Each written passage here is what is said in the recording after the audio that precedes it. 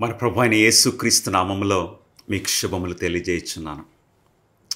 మన ప్రభు అయిన యేసుక్రీస్తు వారు ఆయన జీవితము ఈ భూమి మీద ఎంత అద్భుతంగా ఉన్నది.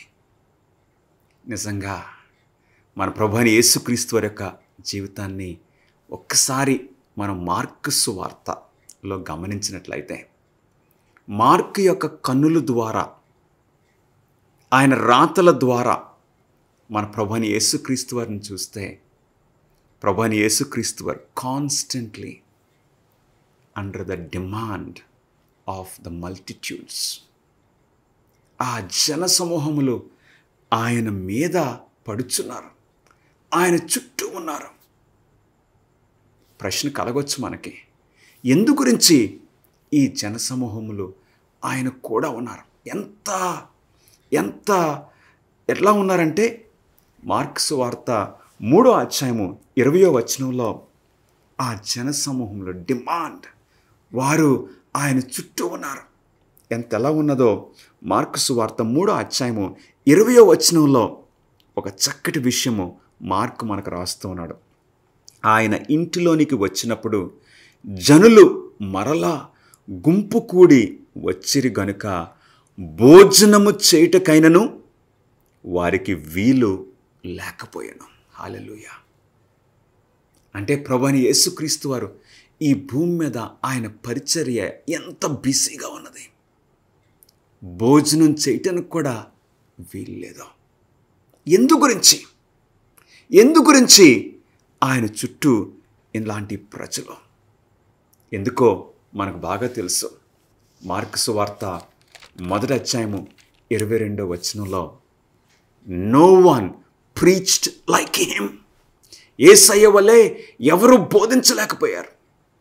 ఆయన బోధ ఎలా ఉన్నది? మార్కు సువార్త 1:22లో, ఆయన శాస్త్రుల వలె గాక అధికారము గల వాని వలె వారికి బోధించను. He spoke with authority. గనుక వారు ఆయన బోధకు ఆశ్చర్యపడిరి. No man spoke like Jesus. అవును ప్రియులరా, ఆయన బోధలో బట్టి జన సమూహములు ఇక ఆయన చుట్టూ ఉన్నారు. అంత మాత్రమే కాదండి, ప్రభువైన యేసుక్రీస్తు వారు ఆ ప్రజల పట్ల కంపాషన్, వారి పట్ల జాలి, దయ. No one cared like Jesus. ప్రభువైన యేసుక్రీస్తు వారి యొక్క ఆ ప్రేమ, ఆ దయ, ఆ వాత్సల్యత, ప్రభువైన యేసుక్రీస్తు వారి యొక్క సన్నిధిలో ప్రతి ఒక్కరూ కూడా ఇంపార్టెంట్గా ఫీల్ అయ్యారు. ఎంత చక్కటి విషయమో. He made every one feel special, important, unique. అవును, ప్రభువైన యేసుక్రీస్తు వారు no one loved like Jesus. ఆయన ఆ పక్షవాయు గల వ్యక్తిని ఎడల ప్రేమ, ఆ పక్షవాయు గల వ్యక్తికి ఏది అవసరమో ప్రభువైన యేసుక్రీస్తు వారు గ్రహించి అనుగ్రహించేవారు. థాట్ఫుల్నెస్.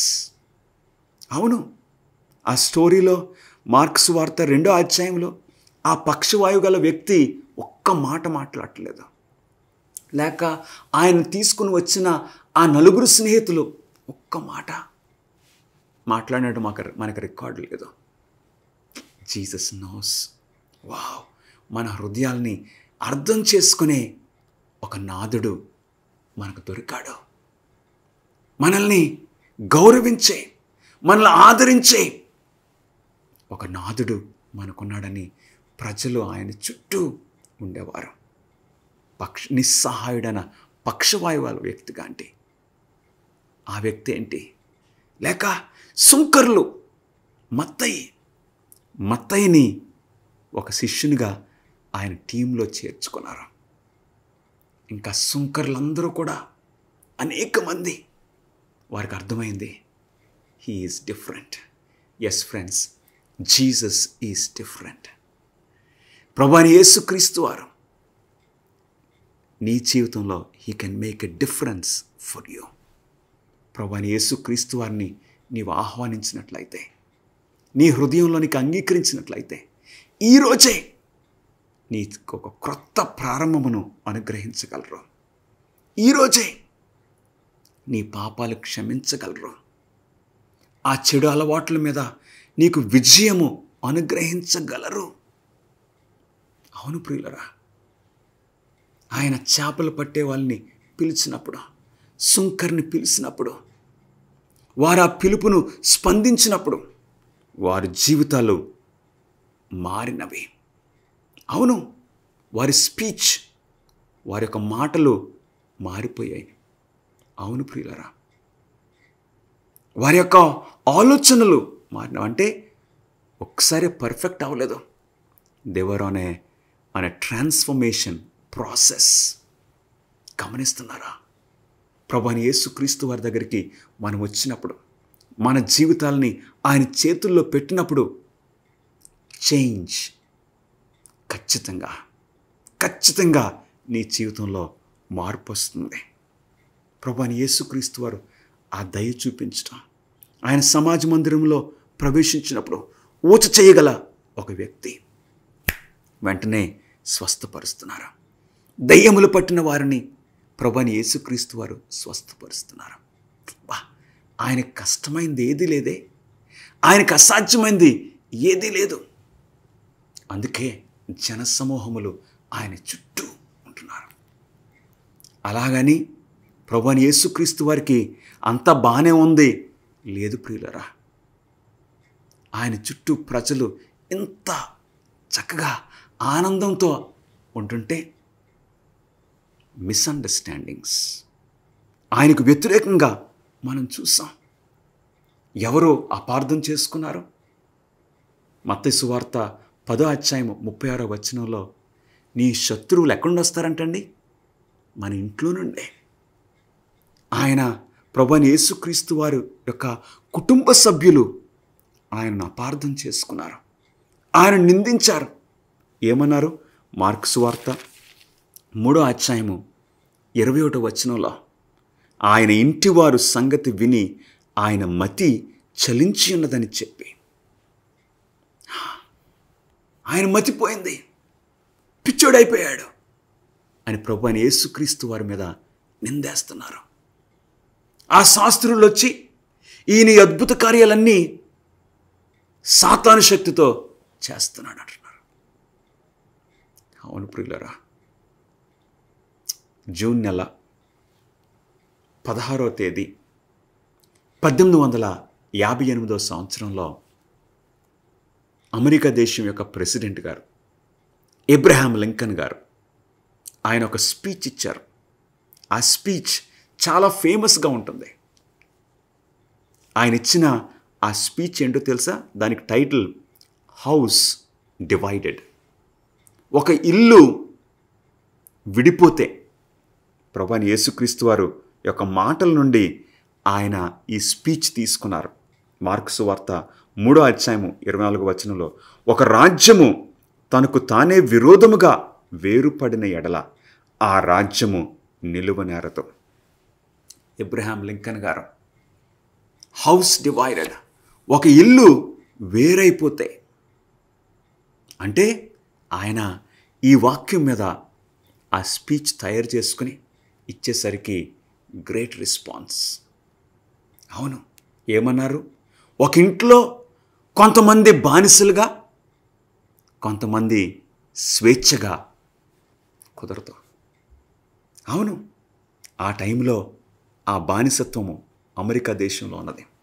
ఒక ఇంటిలో హౌస్ డివైడెడ్, ఒక ఇంటిలో కొంతమంది ఏమో స్వేచ్ఛగా, కొంతమంది ఏమో బానిసలుగా ఉంటే ఆ ఇల్లు నిలవదు. అలాగే నీ జీవితం, నా జీవితం కూడా a soul cannot be divided. నీ జీవితము కొంత సాతానుడికి, కొంత దేవునికి హౌస్ డివైడెడ్ కెనాట్ స్టాండ్. అది కూలిపోతుంది. ఈ రోజున నీ జీవితం ఎలా ఉన్నది, నా జీవితం ఎలా ఉన్నది? మన జీవితాలు నిలవాలంటే, బలంగా ఉండాలంటే, పుష్పించాలంటే, దీవెనకరంగా ఉండాలంటే మనము ఇటో అటో ఉండాలంతే. House divided cannot stand. గమనిస్తున్నారా ప్రియులారా? ప్రభువైన యేసుక్రీస్తు వారు అంటున్నారు, మీరు చల్లగానైనాను వెచ్చగానైనాను ఉండండి. నులివెచ్చని స్థితి కుదరదు. నీ జీవితము ఏ విధంగా ఉంది ఈరోజు? 2 పడవల్లో మనం కాళ్ళేస్తే కుదరదు. గమనిస్తున్నారా ప్రియ స్నేహితులారా? House divided cannot stand. ఈ రోజున మార్కు సువార్త 4వ అధ్యాయానికి మనం వెళ్దాం. ప్రభువైన యేసుక్రీస్తు వారు ఎంత బిజీగా ఉన్నారో మనకు అర్థమవుతుంది. ఆయన చుట్టూ జనసమూహములు ఉండటము మనం చూస్తూ ఉన్నాం. మార్కు సువార్త 4వ అధ్యాయంలో మన ప్రభువైన యేసుక్రీస్తు వారు చాలా చాలా రాడికల్ ప్రీచర్. ఆయన మార్కు సువార్త 4వ అధ్యాయంలో ఆయన మరి ఎక్కడి నుండి బోధించారో తెలుసండి? ఏ ఫ్లోటింగ్ పుల్పిట్. వింటున్నారా? ఫ్లోటింగ్, తేలుచున్న ఒక పుల్పిట్, ఫ్లోటింగ్ పుల్పిట్. ఆయన ఒక పడవలో నుండి జనసమూహాలతో మాట్లాడుతున్నారు. ఆ షోర్ లైన్ అంతా, ఆ సముద్ర తీరం అంతా కూడా జనసమూహాలతో నిండిపోయింది. ఆయన మీద పడుతున్నారు. ఒకసారి వెళ్ళి చూద్దాం. మార్కు సువార్త 4వ అధ్యాయంలో ఎంత బ్యూటిఫుల్గా మార్క్ రాస్తున్నాడో చాలా ఆశ్చర్యం ప్రియులరా. మార్కు సువార్త 4వ అధ్యాయము 1వ వచనం. ఆయన సముద్ర తీరమున మరలా ఆరంభింపగా బహు జనులు ఆయన యొద్దకు కూడి వచ్చి ఉన్నందున ఆయన సముద్రములో ఒక దోణి ఎక్కి కూర్చుండెను. జనులందరూ సముద్ర తీరమున నేల మీద ఉండిరి. ఆయన ఉపమాన రీతిగా చాలా సంగతులు వారికి బోధించుచు తన బోధలో వారితో ఇట్లనెను. ప్రభువైన యేసుక్రీస్తు వారు ఆ దోణి ఎక్కి, ఆ దోణి నుండి సముద్ర తీరమున కూడిన జనసమూహములతో ఆయన బోధిస్తున్నారు. ఆయన వాడిన స్టైల్ ఏంటి? ఉపమానములతో ఆయన బోధిస్తున్నారు. ఉపమానం అంటే గ్రీకు భాషలో పారాబోలే. ఆ మాట నుండే ఇంగ్లీష్ భాషలోనికి పారబుల్ అని వచ్చింది. ఈ పారాబోలే అనే మాటకు వచ్చే వాస్తవమైన అర్థం ఏంటంటే to put one thing beside another. ఒక దాని ప్రక్కన మరొకటి పెట్టడం. ఎందు గురించి సత్యాన్ని తెలియచేయటానికి. ప్రతి ఉపమానానికి ఒక ఉద్దేశం ఏంటంటే సత్యము క్లియర్గా చెప్పడానికి. ఆ ఉపమానం యొక్క ప్రాముఖ్యమైన ఉద్దేశము, ప్రతి ఉపమానము ఒక ప్రాముఖ్యమైన సత్యాన్ని ఎన్లార్జ్ చేసి చక్కగా ఆ ఉపమానం ద్వారా ఒక మెయిన్ ప్రాముఖ్యమైన సత్యం ఒకటి క్లారిటీ వస్తుంది. ఎందుకు ప్రభువైన యేసుక్రీస్తు వారు ఉపమానాలు వాడారని మనం చూస్తే ఒక బైబిల్ పండితుడు 10 కారణాలు మనకి ఇస్తూ ఉన్నారు. 10 కారణాలు మన ప్రభువైన యేసుక్రీస్తు వారు ఎందుకు ఉపమానాలు వాడారు. ప్రభువైన యేసుక్రీస్తు వారు ఉపమానాలు వాడటం వలన ఈ రోజున ఉపమానాలు ఫేమస్ అయిపోయినాయి. అవునండి, ఆయన ఏది ముట్టుకున్నా దీవించబడుతుంది. తర్వాత వచ్చేవారు వాడుతూ ఉంటారు.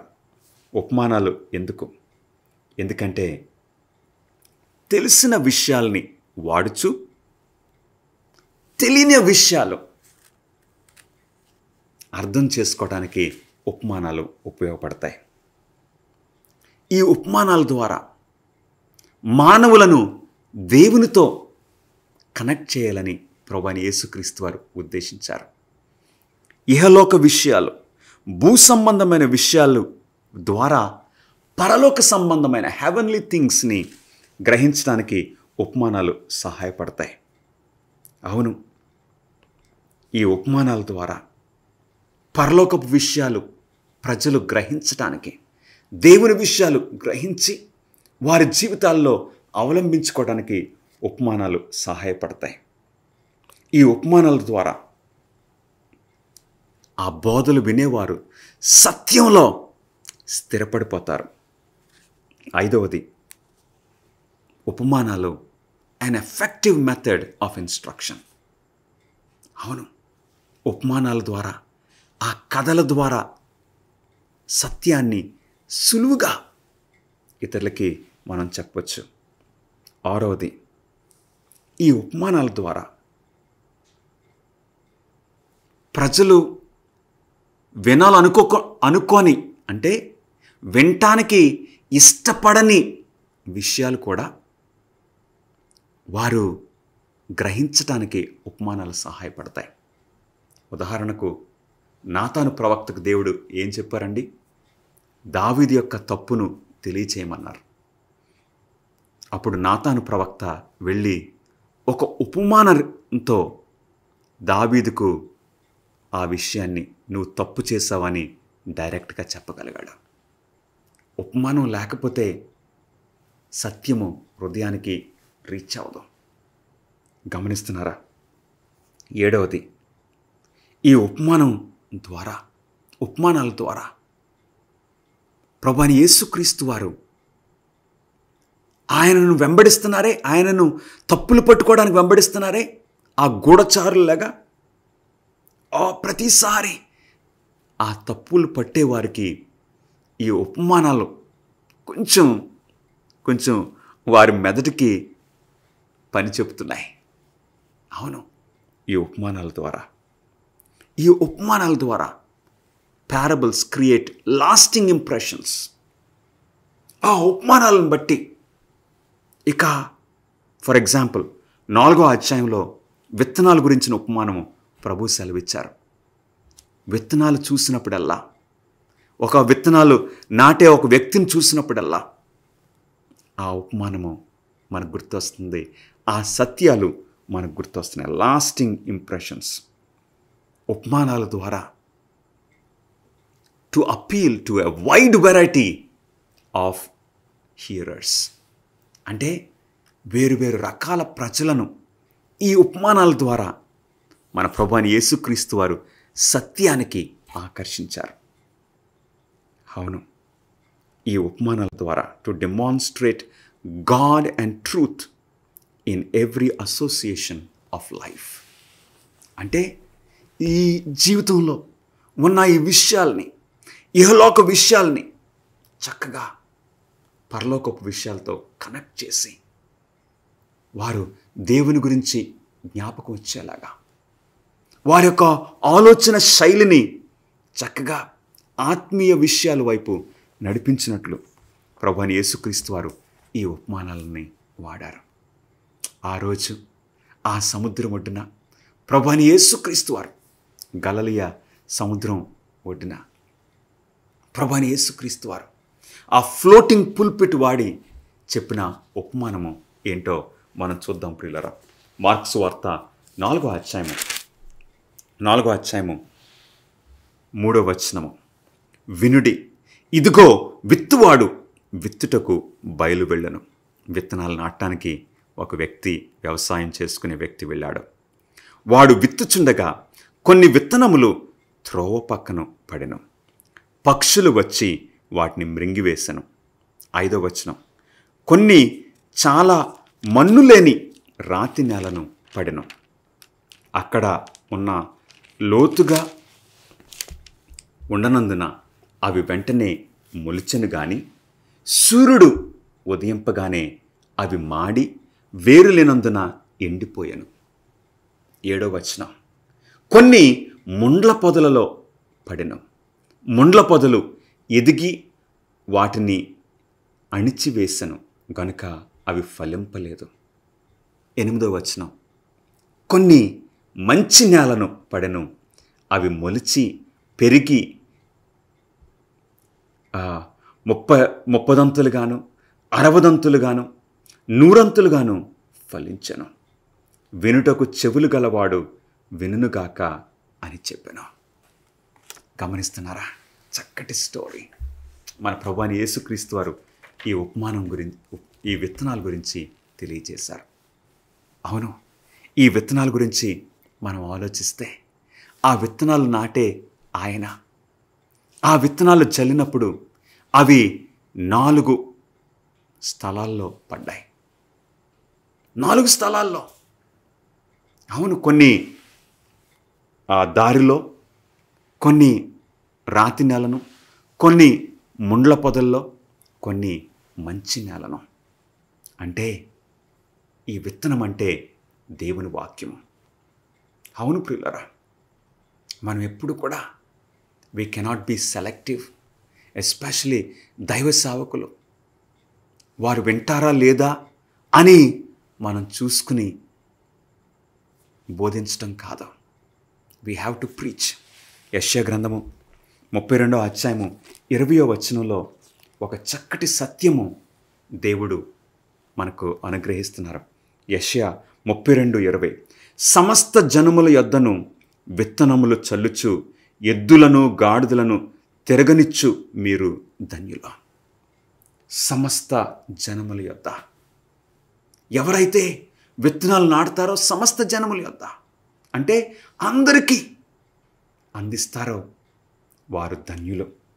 అంటే అలాంటి వారు సమస్త జలముల యొద్దను విత్తనములు చల్లుచు ఎద్దులను గాడిదలను తిరగనిచ్చు మీరు ధన్యుల. సమస్త జలముల యొద్ద వారు విన్నా వినకపోయినా మన పని ఏంటండి? సో బిసైడ్ ఆల్ వాటర్స్, అన్ని రకాల ప్రజలకి మనం అందించాలి. సెలెక్టివ్గా ఉండటానికి వీలు లేదు. వారు వింటారా లేదా, వారు గ్రహిస్తారా లేదా అన్నది మన విషయం కాదు. దేవుడు మనల్ని ఎక్కడికి పంపిస్తే అక్కడికి వెళ్ళి మనము నాన్ జడ్జిమెంటల్గా మనం బోధించాలి. అవును, వారి పరిస్థితిని, అంటే వారు వింటారా లేదా, వింటే చెప్తాను, వారు గ్రహించగలరా లేదా అది మన విషయం కాదా. వారికి చదువు ఉందా లేదా అది మన విషయం కాదా. ఎందుకంటే గొప్ప సత్యాలని చదువులేని వారు గ్రహించుకుంటున్నారు. ఇక్కడ ప్రభువైన యేసుక్రీస్తు వారి పరిచర్యలో చదువున్న ఆ శాస్త్రులు, పరిసయ్యులు వారు అపార్థం చేసుకుంటున్నారు. కాబట్టి బోధకులు ఏం చేయాలండి? సో బిసైడ్ ఆల్ వాటర్స్, అట్టివారు ధన్యులు. ప్రసంగి 11వ అధ్యాయము 4-5 వచనాల్లో, గాలిని గుర్తుపట్టువాడు విత్తడు, మేఘములను కనిపెట్టువాడు కోయడు. ఏంటండి? గాలిని చూసి, వాతావరణాన్ని చూసి గమనించి ఇక అనుమానాలు కలిగిన వాడు విత్తనాలు విత్తలేడు. మేఘాలను కనిపెట్టువాడు కోయడు. కాబట్టి మనం ఏం చేయాలి? మన జడ్జిమెంట్ సరిపోదు. వారి హృదయం గురించి మనకు తెలియదు. బయటికి అలా కనపడవచ్చు, వారి హృదయంలో ఏముందో మనకు తెలియదు. దేవుడు మనల్ని ఎక్కడికి పంపిస్తుంటే మనల్ని ప్రేరేపించినట్లు మనం వెళ్ళాలి, వారికి బోధించాలి. గమనిస్తున్నారా ప్రియులరా? ఇక్కడ వారు గ్రహిస్తారా లేదా అది మన విషయం కాదు. వారు మారు మనసు పొందుతారా లేదా అది మన పని కాదు, అది దేవుని పని, పరిశుద్ధాత్మ పని. So beside all waters. 2 కొరింథీ 9వ అధ్యాయము 10వ వచనంలో, విత్తువానికి విత్తనమును తినుటకు ఆహారమును దయచేయు దేవుడు మీకు విత్తనము దయచేసి విస్తరింపచేసి మీరు ప్రతి విషయంలో పూర్ణ భాగ్యము గలవారగునట్లు మీ నీతి ఫలములు వృద్ధి పొందించును. విత్తనాలు ఎవరిస్తారంటండి మనకి? దేవుడు. It is God. దేవుడు ప్రవక్తలకి వర్తమానం ఇచ్చి పంపించారు. దావీదు దగ్గరికి పంపించారు, రాజుల దగ్గరికి పంపించారు, ప్రజల దగ్గరికి పంపించారు. మనము వెళ్ళాలి. ఎస్పెషలీ ఇర్మియా ప్రవక్తను మనం చూసుకుంటే, ఇర్మియా ప్రవక్త 40 సంవత్సరాలు పరిచర్య చేశాడు. ఒక ప్రవక్తగా, ఒక యాజకునిగా, ఒక ప్రవక్తగా 40 సంవత్సరాల పరిచర్య. కానీ ఆ ప్రజలు వినలేదు. వారు వినలేదు. దేవుని మాటకు విధేయత చూపించలేదు.